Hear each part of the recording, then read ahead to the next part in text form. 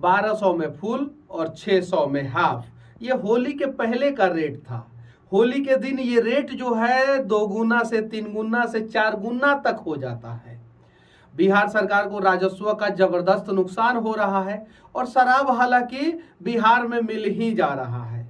शराबबंदी कानून में लगातार संशोधन हो रहा है और अब संशोधन ये हो गया है कि पहली बार आप पिएंगे तो कोई दिक्कत नहीं है। यानी पहली बार आप बिहार सरकार को बिना टैक्स दिए हुए दारू पी सकते हैं, उत्तर प्रदेश से ला सकते हैं, लेकिन आपका पहली बार तब काउंट होगा जब आप पकड़े जाएंगे। उसके पहले आपने 100 बार पिया है, 200 बार, 500 बार पिया है, वो बिहार सरकार के खाते में काउंट नहीं होगा, क्योंकि जब तक आप मजिस्ट्रेट के सामने नहीं पकड़े गए और जब तक जुर्माना नहीं दिए तब तक आपका पहली बार नहीं होगा। साथ में एक और नियम लगा है कि जो जुर्माना राशि है वो अगर आप भरने में सक्षम हैं तो ठीक है, मजिस्ट्रेट आपको वहीं से छोड़ देंगे, और अगर आप भरने में सक्षम नहीं हैं तो 1 महीना का जेल और उसके बाद से फिर आप बाहर निकल सकते हैं। उसके अलावा एक और नियम लगा है कि अगर आप शराब पी रहे हैं तो आपको एक काम करना होगा कि कहां से शराब खरीद के लेके आए हैं ये बात बताना होगा। अब यहां पे कंट्रोवर्सी ये होगा कि इसके बहुत सारे नकारात्मक प्रभाव पड़ेगा। जैसे अगर कोई पड़ोसिया से झगड़ा कर रहा है और वो कह दे जाके कि मैंने शराब पिया है लेकिन मैं शराब जो है इससे परचेज किया हूं, जबकि उसको कोई पता नहीं है शराब के बारे में, बेचारा वो फंस जाएगा, पहला चीज। दूसरा चीज, अगर पीने वाले ने ये कहा कि मैं नेपाल से खरीद के लेके आया हूं, मैं उत्तर प्रदेश से खरीद के लेके आया हूं, तो क्या नेपाल सरकार को जेल में डाला जाएगा? क्या उत्तर प्रदेश सरकार को जेल में डाला जाएगा? चलो बुरा ना मानो, होली है और होली से पहले इस प्रकार का मजाक होते रहता है और होली में हम लोग कटाक्ष करते रहते हैं। उसके अलावा संशोधन पे संशोधन, संशोधन पे संशोधन, संशोधन पे संशोधन, रिजल्ट शराब का ये निकला कि नीतीश कुमार जी कहते थे कि शराब बंद करना इसलिए भी जरूरी है कि पहले लोग शराब पी के आपस में झगड़ा झंझट करते थे। सच्चाई ये है कि आज के समय में शराब के वजह से जेलों में कैदियों की संख्या 2 गुने से 3 गुना हो गया है। जिस जेल में सिर्फ और सिर्फ 600 लोगों का रहने का कैपेसिटी है, उस जेल में 21-21, 2200 लोग रहते हैं। शराबबंदी के वजह से और भी नुकसान है, जैसे कि पुलिस अगर शराबी को पकड़े तो अपराधी छूट जाते हैं, अपराधी को पकड़े तो शराबी छूट जाते हैं। पुलिस को समझ में नहीं आता करे तो करे क्या करे, और अगर इन दोनों को नहीं पकड़े तो नेताजी खफा होकर सस्पेंड कर देते हैं। यानी बिहार पुलिस का नौकरी जो है 2 धारी तलवारों पे अटकी हुई है। अगर कुछ भी हो तो जनता बिहार पुलिस को गरियाती है और ऊपर से बड़े बाबू बड़ा साहब जो होते हैं वो बिहार पुलिस को सस्पेंड करते हैं, नेताजी जो है वो थाना प्रभारी को सस्पेंड करते हैं। तो ये सारी चीजें जो है ना वो बिहार से खत्म हो।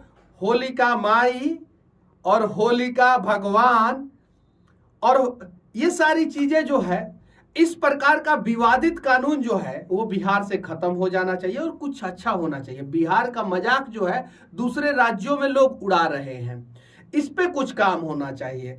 और हाँ, लोगों का ध्यान जो है शिक्षा की तरफ ना जाए, स्वास्थ्य की तरफ ना जाए, इसलिए शराबबंदी कानून पे हर महीना समीक्षा होते रहता है। कुछ करने की जरूरत नहीं होती है बिहार सरकार को।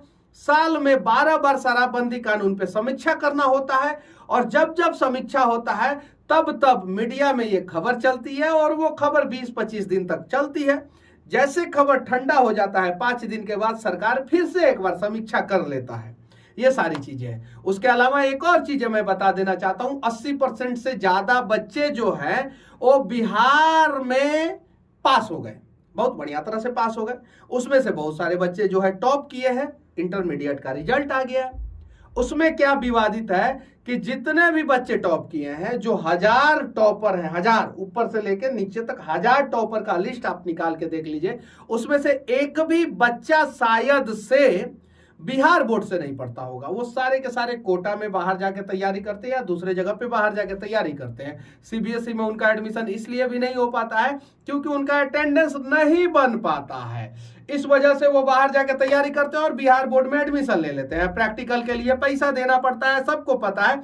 अगर प्रैक्टिकल के लिए पैसा नहीं देंगे तो आपका प्रैक्टिकल मार्क्स कम हो जाएगा और फिर उसके बाद से टॉप हो जाते हैं। लगभग 27 से 30 दिन में बिहार इंटरमीडिएट बोर्ड ने रिजल्ट घोषित करके जो है Guinness book of world record बना दिया है। अब जांच का विषय यह है कि कॉपी चेक हुआ भी है कि नहीं हुआ है। अब इसमें एक और कहानी है। एक बच्ची ने मुझे फोन किया था कि हमारा एक भाई है और मैं अपने भाई को पढ़ाती थी और मैं फेल हो गई हूं और भाई पास हो गया। भाई जो पढ़ने में एकदम लिख लोड़ा पर पत्थर था, उसको 81% मार्क्स आया है और जो बच्ची पढ़ने में तेज थी वो उसका 2 विषय में क्रॉस लग गया। उसके अलावा एक और मजाक होता है कि बिहार इंटरमीडिएट बोर्ड जो है बच्चों का डिटेल्स जो है दलालों के हाथों बेच देता है। अब कैसे बेचता है उसकी जानकारी मैं बता रहा हूं आप लोगों को। जितना भी कोचिंग संस्थान है उसको इंटर के बच्चों का, 10th के बच्चों का डिटेल्स चाहिए होता है। एक बच्चे का डिटेल्स के लिए कोचिंग संस्थान 5 से 10 रुपया देता है। ऐसे हजारों कोचिंग संस्थान है बिहार में और 10 लाख बच्चों का डिटेल्स आउट किया जाता है। और वही डिटेल्स जब आउट किया जाता है तो उस बीच में कुछ ऐसे लोगों के हाथों में वो डिटेल्स चला जाता है जो लोग बच्चों को फोन करके बोलते हैं कि आप हमारे खाते में पैसा डाल दीजिए, आप इस विषय में क्रॉस लग गया, इस विषय में फेल है, आपका रोल नंबर ये है, रोल कोड ये है, आपका पिताजी का नाम ये है और आपका मोबाइल नंबर ये है। अब इतनी सारी जानकारी जो है फ्रॉड करने वाले लोगों के हाथों में कैसे चला जाता है। आरबीआई को इसके ऊपर संज्ञान लेना चाहिए और बिहार बोर्ड में बैठे भ्रष्ट अधिकारियों के ऊपर कार्रवाई करना चाहिए। फिर भी चलिए, बुरा ना मानो, होली है और इन सब चीजों पे कार्रवाई ना हो, इसके लिए शराबबंदी कानून बना के रखा गया है ताकि लोग जो है दिग्भ्रमित होकर शराब खराब है, अच्छा है, खराब है, अच्छा है करते रहे। अब तीसरी चीज मैं आप लोगों को बता देना चाहता हूं, बिहार का स्वास्थ्य व्यवस्था। शराबबंदी, शिक्षा और स्वास्थ्य, सिर्फ इन 3 चीजों पे ही बातचीत होगी आज। स्वास्थ्य व्यवस्था बिहार में यह है कि अगर आपको एक मामूली सा घाव होता है तो आप रेफरल अस्पताल में जाते हैं। रेफरल अस्पताल आपको सदर अस्पताल में भेजता है। रेफरल और सदर से आते आते वो मामूली घाव बड़ा घाव हो जाता है। जब वो बड़ा घाव हो जाता है तो सदर अस्पताल कहता है कि जल्दी से आप पटना में जाइए। पटना में कहा? पीएमसीएच, आईजीआईएमएस और एम्स, ये 3 ही अस्पताल है। और जब आप इन तीनों अस्पताल में आते हैं तो बेड नहीं अवेलेबल होता है। बीच में एक एम्बुलेंस ड्राइवर आपको मिल जाता है जो बोलता है कि ये अस्पताल सही नहीं है, आप चलिए इस अस्पताल में, ये अस्पताल आपके लिए बहुत सही है और सस्ता है।